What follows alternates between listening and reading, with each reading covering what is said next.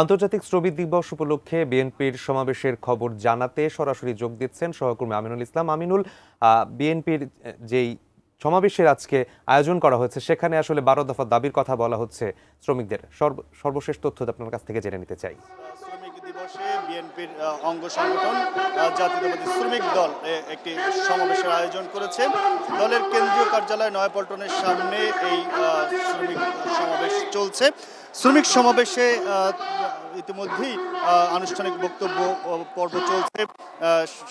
এখানে প্রধান অতিথি হিসেবে যুক্ত হবেন লন্ডন থেকে ভার্চুয়ালি দলের ভারপ্রাপ্ত চেয়ারম্যান তারেক রহমান।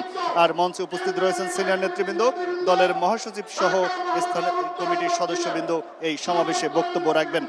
আনুষ্ঠানিকভাবে বেলা 2টায় এই সমাবেশ শুরু হয়, তবে আমরা দেখেছি সকাল 10টা থেকেই এই সমাবেশে লোকজন আসতে শুরু করেন এবং নয়াপল্টন, কাকরাইল মোড় থেকে পুরানা পল্টন পর্যন্ত লোক সমাগম হয়েছে এই শ্রমিক সমাবেশে।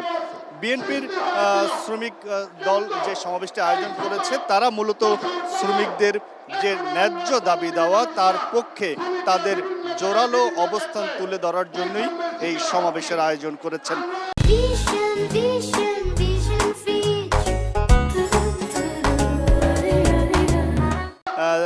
যেদিন এই সমাবেশটি তারা ঘোষণা করেছিলেন সেদিন দলের স্থায়ী কমিটির সদস্য নজরুল ইসলাম খান উপস্থিত ছিলেন।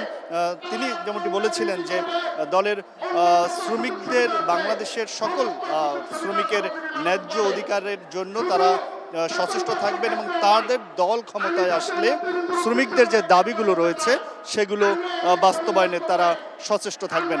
সেক্ষেত্রে আজকে যেহেতু তাদের দলের নীতি নির্ধারণী পর্যায় থেকে দলের ভারপ্রাপ্ত চেয়ারম্যান যুক্ত হচ্ছেন, সেক্ষেত্রে তারা শ্রমিকদের নিয়ে কি ভাবেন, বাংলাদেশের যে শ্রমিকের ন্যায্য অধিকার যেটি থেকে দীর্ঘদিন শ্রমিকরা বঞ্চিত হচ্ছেন সেই বিষয়ে বিএনপির অবস্থানটি কি, সেই বিষয়টি আসলে আমরা জানতে পারবো এবং শ্রমিকদের উদ্দেশ্যে তার বক্তব্যের মধ্যে দিয়ে সেই মেসেজটিও আসবেন।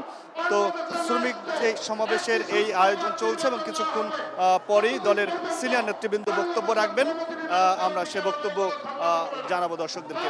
এই ছিল আমার কাছে বিএনপির আজকে 1 মেতে যে শ্রমিক সমাবেশের আয়োজন করেছে তার খবর।